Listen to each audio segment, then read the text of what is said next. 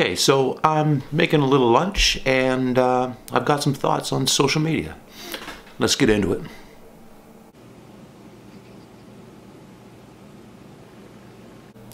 First off, we can't be naive about social media.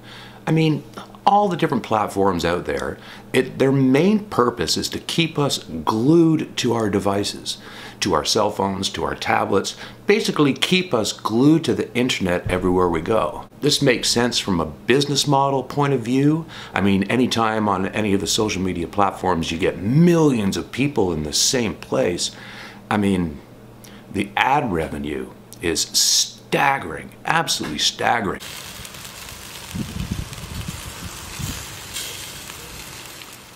One of the ways that social media platforms engage us and keep us coming back to it is what psychologists and neurologists refer to as the dopamine effect.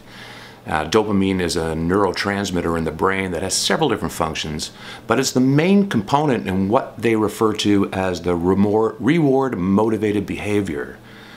Now let's think about that for a minute. Reward-motivated behavior. So what they're referring to there is the feeling you get when, I don't know, somebody likes your post on Facebook or engages with it, comments on it. You gain a new Instagram follower. In my case, it's when the feeling I get when, oh look, I have a new subscriber here on YouTube. You know, it puts me over the top.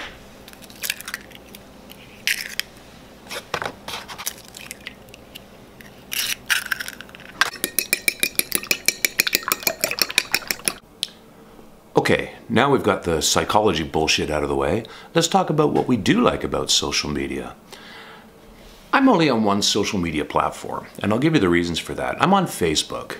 I resisted it for a long time, but when I look back on some of the memories that come up, it's funny because I realize I've been on here for about 12 years, which is basically the life of Facebook.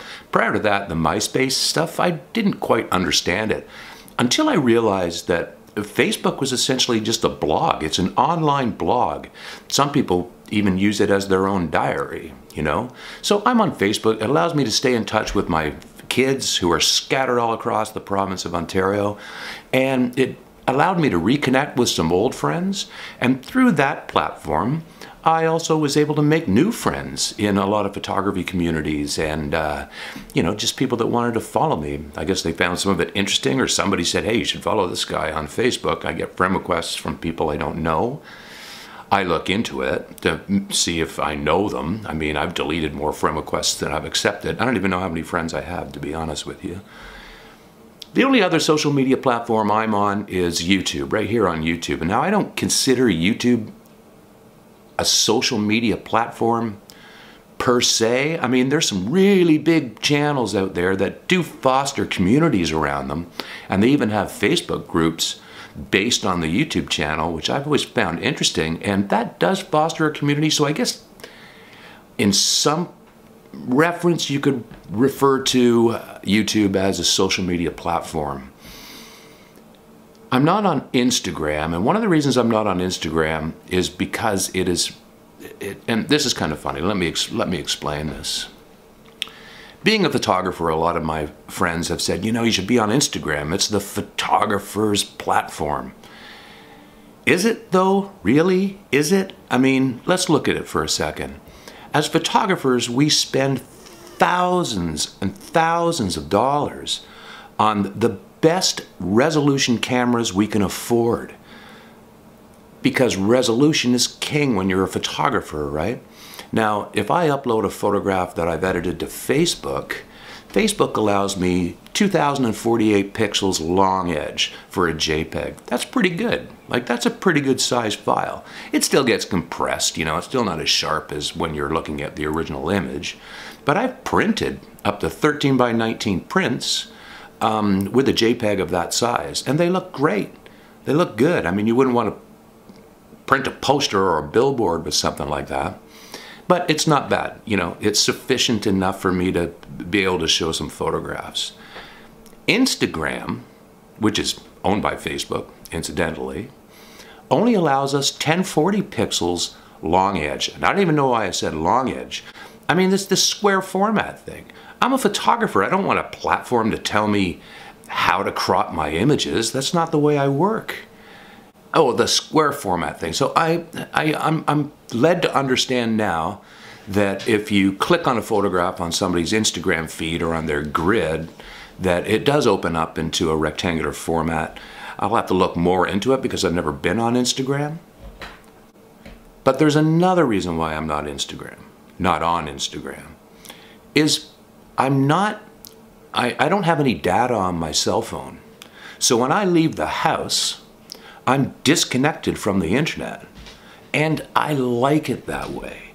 I don't want to be glued to, and you know, Instagram, I mean, that gets back to what I was saying earlier about reward-motivated behavior. All you gain on Instagram, I'm led to believe, is followers. I mean, so what? I don't care if I get followed anywhere. Even on Facebook, people look at my photographs just because I'm friends with them on Facebook. They're not friends with me because I'm a photographer. They want to look at my photographs. So that's not my motivation for social media. Isn't photography driven. I mean, sure, I show a lot of photographs, but I'm a photographer. What else am I going to show? But I also cook, so I show a lot of food photography stuff too. I don't know, we might do something on this channel too. We might do some cooking videos. I'm not sure. Maybe.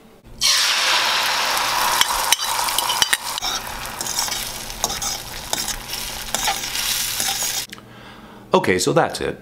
Just a short video today on some of my thoughts on social media. Leave me some comments down below. Let me know what social media platforms you guys are on, why you're on them, why you like them. I mean, I could be overlooking all kinds of things, and I don't want to offend any of my friends that are on Instagram.